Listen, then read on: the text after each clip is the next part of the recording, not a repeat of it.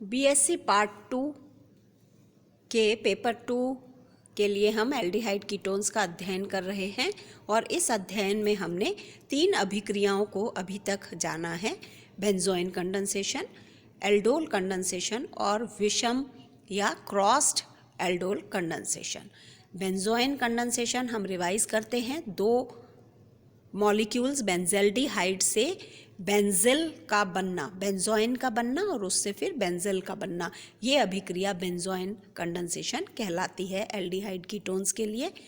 दूसरी अभिक्रिया aldol condensation, जिसमें एलिफेटिक एल्डिहाइड्स यानी फॉर्मेल्डिहाइड या एसिटल्डिहाइड, ये जो एल्डिहाइड्स हैं उनका कंडेंसेशन, जैसे एसिटल्डिहाइड से एल्डोल का बनना। और तीसरा है क्रॉस्ड एल्डोल कंडेंसेशन, जिसके अंदर हम देखते हैं कि दोनों जो एल्डिहाइड्स हैं वो अलग अलग मॉलिक्यूल्स हो सकते हैं एल्डिहाइड्स के, 2 कीटोन्स हो सकते हैं, या एक एल्डिहाइड एक कीटोन हो सकता है, या फॉर्मेल्डिहाइड हो सकता है।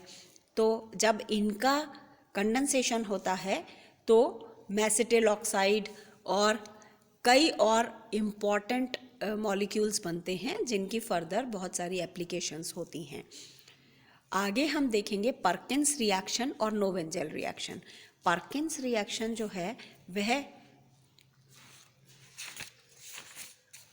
यह रिएक्शन बहुत स्पेसिफिक रिएक्शन है एरोमेटिक हैलाइड्स की, जिसमें एरोमेटिक हैलाइड्स को जब अल्फा हाइड्रोजन एटम वाले एसिड अनहाइड्राइड के साथ बेस की प्रेजेंस में गर्म किया जाता है तो कंडेंसेशन होता है और अल्फा बीटा अनसैचुरेटेड एसिड्स बनते हैं। तो पर्किंस रिएक्शन इसलिए इम्पॉर्टेंट है क्योंकि ये हमें अल्फा बीटा अनसैचुरेटेड एसिड्स देती है, जो कि बहुत इम्पॉर्टेंट मॉलिक्यूल्स हैं और उनको उत्पन्न करने के लिए ये एक इम्पॉर्टेंट रिएक्शन है। जैसे बेंजेल्डिहाइड को अगर हम सोडियम एसीटेट की उपस्थिति में एसिटिक अनहाइड्राइड के साथ गर्म करते हैं तो सिनेमिक एसिड बनता है। ये अभिक्रिया हम देख सकते हैं यहाँ पर, और इसकी जो क्रिया विधि है उसको हम समझते हैं। एसिटिक अनहाइड्राइड एक कार्बेनायन उत्पन्न करता है और कार्बेनायन जो है वह अटैक करता है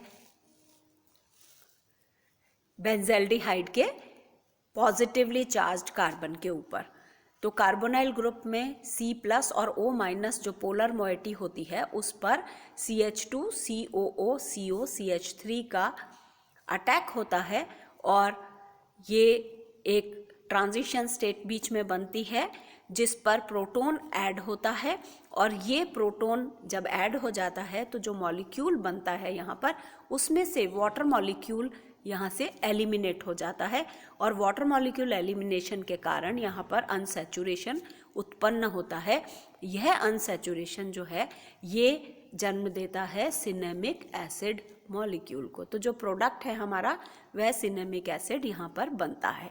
तो पर्किंस रिएक्शन बहुत इंपॉर्टेंट रिएक्शन है, हमें याद करना है कि बेंजेल्डिहाइड से सिनेमिक एसिड यहाँ पर बनता है, और क्रिया विधि जो है वो इसकी हमको यहाँ पर वह भी लिखनी, पढ़नी और समझनी आनी चाहिए। और बेंजेल्डिहाइड एसिटिक अनहाइड्राइड की प्रेजेंस में सोडियम एसीटेट के साथ गर्म करने पर सिनेमिक एसिड देता है, जो कि alpha beta unsaturated carboxylic acid है। इसको हम पर्किंस रिएक्शन कहते हैं। तो हमें नाम से याद रहना चाहिए कि पर्किंस रिएक्शन क्या होती है। दूसरी रिएक्शन है नोवेंजेल रिएक्शन। नोवेंजेल रिएक्शन इम्पॉर्टेंटली क्या बताती है यह हमको याद रखना है।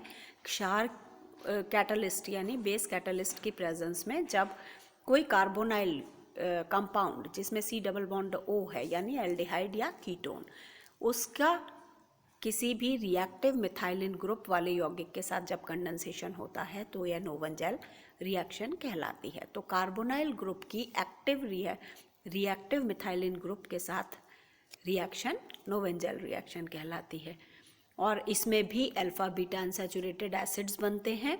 तो यहाँ पर अगर हम देखते हैं मेलोनिक एस्टर और एसिटल्डिहाइड, अगर इन दोनों का हम कंडेंसेशन कराते हैं तो हमें क्रोटोनिक एसिड मिलता है।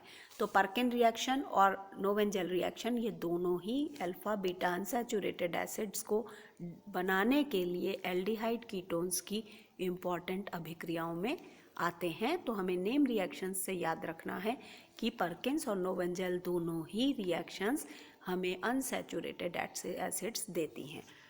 यहाँ पर हम देख सकते हैं एसिटाल्डिहाइड का एक मॉलिक्यूल, मेलोनिक एस्टर का एक मॉलिक्यूल, पिरिडीन की प्रेजेंस के अंदर वाटर मॉलिक्यूल यहाँ से एलिमिनेट हो जाता है और वाटर मॉलिक्यूल एलिमिनेट होकर जब हम यहाँ पर हीट करते हैं तो एक मॉलिक्यूल कार्बन डाइऑक्साइड भी यहाँ से निकल जाता है और प्रोटोनिक एसिड का निर्माण होता है। तो ये हमको दोनों अभिक्रियाएं क्रियाविधि के साथ में याद रखनी है नाम के साथ। तो अभी तक हम एक बार और रिवाइज करेंगे। हमने बेंजोइन कंडेंसेशन देखा, एल्डोल कंडेंसेशन देखा, पर्किन्स रिएक्शन देखी और नोवेंजल रिएक्शन देखी।